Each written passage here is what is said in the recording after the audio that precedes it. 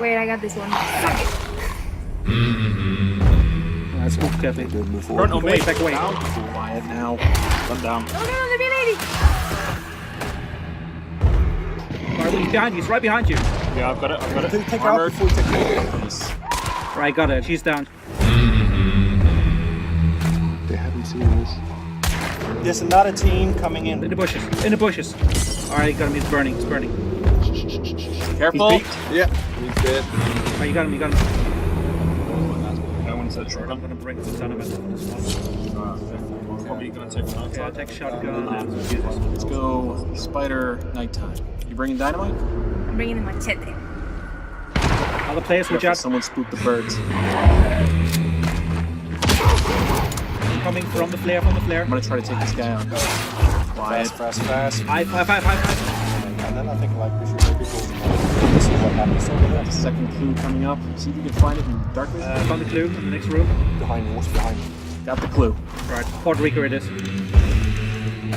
There he is. The left. Coming to you. No, the spiders on me. Starting vanishing now. They can see us now on the map, watch out. Okay, I got the bounty. Alright, they are all over us. Get out of here. One player inside here is burning, he's coming out to you. Yep. Good. Now. Shoot him. Right around the corner. We got two around the corner. Two dudes there. His partner's got to be around here somewhere. I got him. Nice shot. Are they behind? Stay close. Oh God, there's two players behind me. Move, Watch get out to the behind exit. you. How many kills you got? I think I shot two. We spoke to Chris Orty, Level Design Director, and Sebastian Laurent, Technical Director, about the performance updates in 2.4, Andreas Liebskind, Senior Game Designer, and Ben Kovacs, Junior Technical Designer, about the content update and game fixes. We're going to be including a lot of new features from a performance perspective, the primary of which is a big community request to give more options. We have basically split out a lot of the rendering of the game into different quality settings. So as a player, you can go in and you can decide to pick what level of quality you want to render for example, objects or post-processing effects, for particles, for textures, for other things like that. We have some advanced settings that we've introduced, like 2-pass rendering. They can enable or disable tessellation. And in addition to that, we've also provided things like a VRAM counter in the menu, so people can see a little bit of information about how much video memory they're currently consuming. So the people who will get the biggest benefit from this update are the people who are mostly GPU bound, because we have not only offered options, but we have also rearranged the graphics settings that we use for the low spec to the high spec to split them a bit more apart, so that now we have a wider range to recover GPU performance and fine-tune it to your preference, to what is acceptable quality, while still providing you with the best performance you can get. From a pure code side as well, we've done some optimizations on the GPU itself, so that, for example, volumetric fog or particle effects on different specs will be running at different efficiencies, but at a slightly reduced or increased quality, depending on which setting you have. One of the main features coming for Update 2.4 is resolution scaling that we have introduced originally in Rise, actually.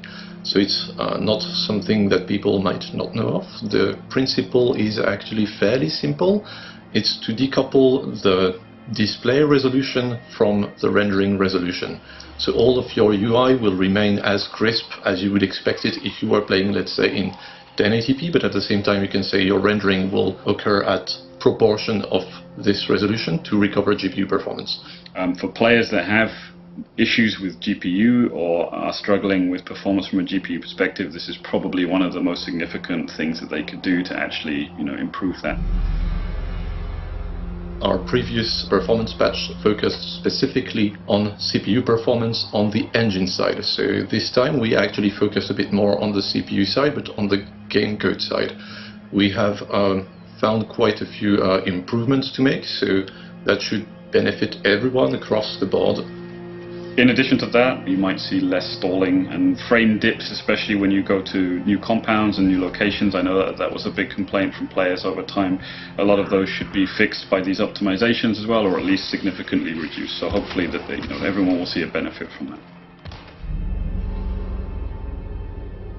The thing with performance is that it's a very complicated problem to solve, especially with PC. You've got so many different hardware configurations, you have so many different possible things from drivers, from resolution, and the goal with this update was giving players a bit more control themselves over how this performance is being spent.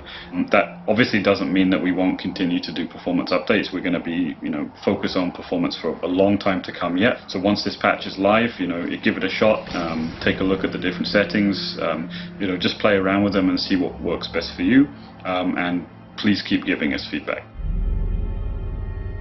We have introduced some improvements to the level loading time, and that comes in 2 steps. One of them is that we've increased the speed at which the server loads, and we have also improved the client loading time. Keep in mind that it doesn't have any effect on matchmaking time, but after you have found a match, then you will notice a substantial improvement for the time it takes you to get into a game. So for 2.4 we introduced 3 new weapons, a pistol, a shotgun and a crossbow. The pistol is the Nagant Officer Carbine. It features a longer barrel and a stock, so it behaves more like a rifle than a pistol. The shotgun is the Spectre Compact Shotgun, which is a version of the regular Spectre. This comes with a foregrip. Also a sawn-off barrel, and it has a wider spread but a shorter range. The third weapon is the crossbow shot bolt, which is a mixture of a shotgun and a crossbow. It has bolts that are tipped with shotgun shells, which will detonate on impact, and it will also set off a cone of shotgun pellets. Every time we introduce a new weapon or a new weapon variant, what we try to do is to fill a gap that we find within our current arsenal. So for example, with the Officer Carbine, what we try to add is an early game weapon. It's a compact ammo weapon. It's basically a modification of the Officer pistol, just introducing as a rifle. So this is a chance for new players to unlock it early and have a different choice other than the Winfield. What we try to introduce with the shot bolt is that if you shoot at an AI, on the impact, the pellets go through the AI in a cone. So potentially, if you have a group of grunts in front of you, you can shoot at the first one, and that will most likely kill all of them in a group. This can be used as a tactic against players who are stacked up behind each other. So you shoot the first hunter, he will die, and you will damage the second hunter as well. Another use case that we used during playtesting was when somebody is inside the building and you know that they are camping, they are hiding in a corner. You can just shoot this arrow at the wall, it will explode, and it will release a hail of shotgun pellets at the player. We introduced also some changes to the Bloodline loop. The current progress is represented on the Bloodline screen as well. Before we did not have that feature. Now you see exactly how much XP do you need to close this loop again and to get the money reward. And also when you retire a hunter, there was an issue that no matter how much XP you collected, it was not accounted to the loop, so you did not get any money reward. So we've been following the threads on Reddit and Steam and reading about what you guys think about the Water Devil and what changes do you suggest. The biggest complaint was that you couldn't sneak past by the Water Devil very easily because he would detect you from very far away even if you were crouched. And we think crouching in water is already punishing enough. So we changed the detection range for the Water Devil when you are crouching inside the water. We did not change the detection range when you are sprinting. So if you are in trouble or you are getting shot at and you need to sprint, the Water Devil will still detect you from the normal range. The issue you guys were the most vocal about was when you were on the edge of the water but on land, the Water Devil could still attack you. We fixed this and we hope this fix will improve your encounters with the Water Devil. So thank you very much for joining us on this patch update. If you have any feedback for us, especially once this has gone live, you can contact us through the Discord, through the Reddit and through the Steam forums. We do read everything that's on there. We spend a lot of time going through that stuff. So if you guys have anything feedback-wise for us, then please let us know. And thank you very much. Achieved with CryEngine.